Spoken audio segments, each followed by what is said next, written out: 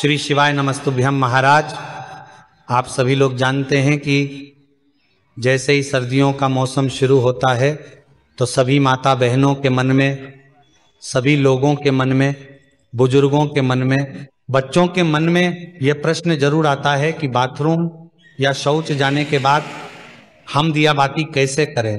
क्योंकि कई सारी माताएं बहनें रोज सुबह शाम अपने घर में दिया और बाती करती है।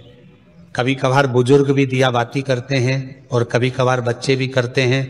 महाराज, ये प्रश्न विशेष रूप से सभी लोगों के मन में सर्दियों के मौसम में ही आता है, क्योंकि सर्दियों के मौसम में पानी बहुत ठंडा होता है।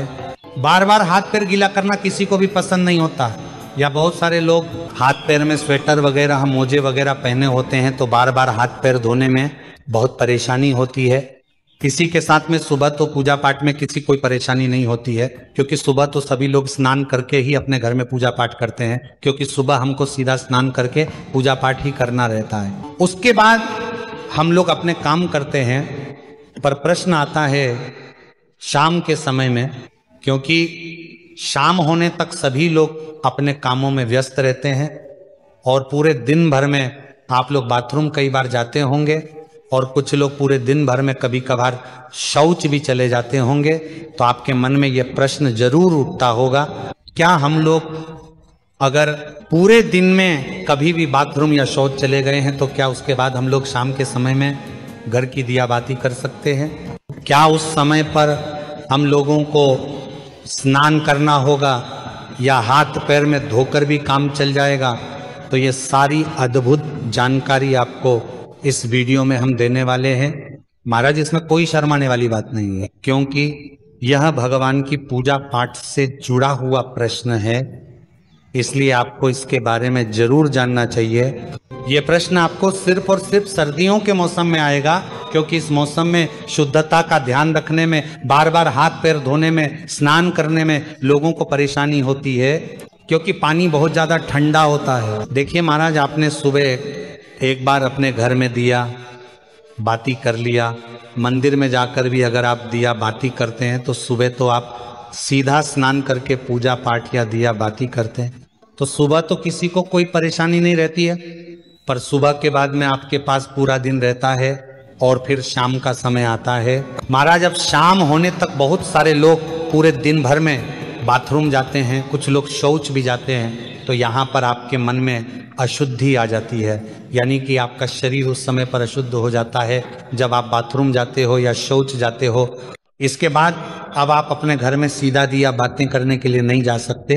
तो आखिर कौन सा वह नियम है जिसका अगर आप लोग बाथरूम या शौच जाते समय पालन करेंगे तो आप अशुद्ध नहीं होंगे बल्कि शुद्ध रहेंगे और शाम के समय की दिया बाती बिना स्नान किए कर सकेंगे? महाराज, सबसे पहले ये जो नियम है विशेष रूप से माताएं बहनें इसका पालन करें, क्योंकि ज्यादातर घर की माताएं बहनें ही शाम के समय की दिया बाती करती हैं। महाराज, सर्दियों के समय में आप पूरे दिन भर में जब भी बाथरूम जाती हैं तो उस समय के लिए सबसे पहले आप नियम सुन लीजिए, उसके बाद हम आपको शौच का नियम बताएंगे। सुबह स्नान करने के बाद, पूजा पाठ करने के बाद आप पूरे दिन भर में जब भी बाथरूम जाती हैं तो आप लोगों को बाथरूम से आने के बाद मात्र ये 3 काम करने हैं। ये 3 काम करने के बाद आप शुद्ध रहेगी और शाम के समय की दिया बाती भी कर सकेंगे। सबसे पहले जब आप बाथरूम जाएं तो बाथरूम से लौटने के बाद आप सबसे पहले अपने हाथों को धोए, अपने पैरों को धोए, उसके बाद 3 बार कुल्ला करें। कुल्ला का मतलब है कि अपने मुंह में पानी ले, मुंह को थोड़ा साफ करें और पानी बाहर फेंक दें। यह प्रक्रिया आपको 3 बार करनी होती है, मतलब 3 बार कुल्ला करना रहता है। इसके बाद आखिरी में थोड़ा सा पानी अपने मुंह पर अगर आप लोग मार लेते हैं या एक हाथ गीला करके अपने मुंह पर फेर लेते हैं तो आप पूर्ण रूप से शुद्ध हो जाते हैं। महाराज, यह नियम सिर्फ माता बहनों के लिए नहीं बल्कि सभी लोगों के लिए है, चाहे आप बुजुर्ग हो, चाहे आप पुरुष हो, चाहे आप बच्चे हो। अगर आप बाथरूम से लौटने के बाद इस तरीके से ये 3 कार्य करते हैं तो आप पूर्ण रूप से शुद्ध हो जाते हैं। महाराज, अब आप लोग कहेंगे कि यहाँ पर भी तो हमें पानी का इस्तेमाल करना पड़ रहा है, पर यहाँ पर आपको कम पानी का इस्तेमाल करके हाथ मुंह धोना पड़ रहा है, अन्यथा फिर आपके पास स्नान करने का ही एक आखिरी तरीका बचता है। आप चाहे तो हाथ मुंह धोने के लिए गर्म पानी भी करके रख सकते हैं, इसमें कोई परेशानी नहीं है। पर बाथरूम से लौटने के बाद अगर आप ज़्यादा कुछ ना भी कर पाए तो अपने हाथ पैर जरूर धोएं। महाराज, अब कुछ माताएं बहनें या कुछ लोग ऐसे हैं जो सुबह अपने घर से बाहर ऑफिस ड्यूटी अपने काम पर जाते हैं, तो उनके मन में यह प्रश्न जरूर आएगा कि हम लोग बाहर रहकर इस नियम का पालन कैसे करें। तो महाराज, अगर आप लोग बाहर काम करने जाते हैं, ऑफिस या ड्यूटी जाते हैं, तो उस जगह पर आप इस नियम का पालन नहीं कर पाएंगे, क्योंकि उस समय पर आप पैरों में मोजे और जूते पहने होंगे या वहाँ पर आपको वैसा स्थान ना मिले कि आप अपने हाथ मुंह धो सके। तो इसलिए बाहर रहकर ये सारे नियम संभव नहीं हैं। तो जितने भी लोग बाहर रहते हैं, पूरा दिन काम करते हैं और शाम को अपने घर पर लौटते हैं, उनके लिए एक अलग नियम है। महाराज, अगर आप सभी लोग शाम को अपने घर लौटकर अगर गर्म पानी से स्नान कर सकें तो बहुत अच्छी बात है। अन्यथा अगर आप ऐसा ना भी कर पाए तो आप लोग शाम के समय अपने घर पर आए तो आपने जो कपड़े पूरे दिन पहन कर रखे हुए थे उनको उतार कर अलग रख दें, और सबसे पहले आप ऑफिस या ड्यूटी से आकर अच्छे से गर्म पानी से, ये ठंडे पानी से हाथ मुंह जरूर धो लें, कुल्ला भी जरूर कर लें। उसके बाद आप अच्छे साफ सुथरे कपड़े पहन लें। फिर उसके बाद आप अपने घर की पूजा पाठ करें, कोई दिक्कत परेशान नहीं, और इसमें आप शुद्ध भी रहेंगे। पर महाराज, अगर आप पूरे दिन भर घर के बाहर रहते हैं और काम करते हैं तो आपको कोशिश करना है कि आप शाम के समय घर पर जब आए तो स्नान कर लें और फिर साफ कपड़े पहनकर अपने घर की दिया बाती करें। महाराज, अब बहुत सारे बुजुर्ग ऐसे होते हैं जो कि ठंड में अपने हाथ पैर के मोजे नहीं उतारते हैं, और वह लोग अपने घर की दिया बाती करें, तो उन लोगों को किस नियम का पालन करना चाहिए? महाराज, जितने भी बुजुर्ग जन हैं वह लोग बाथरूम जाते समय भले पूरे दिन मोजे न उतारे और सिर्फ हाथ धोकर कुल्ला करके बाहर आ जाए, पर जब आप शाम के समय अपने घर में दिया बाती करें या मंदिर जाएं तो उस समय आप वह पैर के मोजे उतार कर ही जाएं, और हो सके तो शाम के समय की दिया बाती से पहले आप हाथ पैर जरूर धो लें। आप चाहे तो गर्म पानी का इस्तेमाल कर सकते हैं। महाराज, अब हम लोग सीधा बात करते हैं कि अगर आप लोग पूरे दिन भर में कभी भी शौच चले जाते हैं तो उस जगह पर आप लोगों को क्या हाथ पैर धोना चाहिए या स्नान करना चाहिए? क्या आप लोग उस समय शुद्ध रहते हैं या अशुद्ध?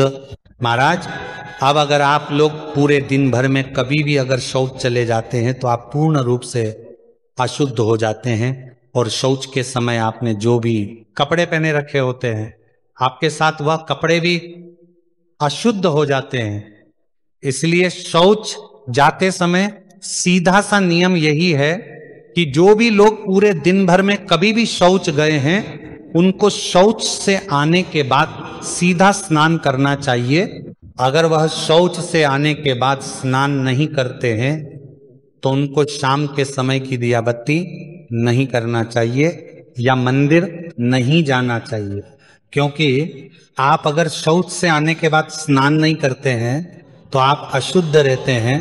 अगर आप शौच से आने के बाद सिर्फ हाथ मुंह धोते हैं तो भी आप शुद्ध नहीं होते हैं, और शौच जाने के बाद भी आप लोग उस दिन अपने घर की दिया बाती करते हैं तो इससे भगवान आपसे नाराज होते हैं, या मंदिर भी जाते हैं तो ऐसा भी आपको नहीं करना चाहिए।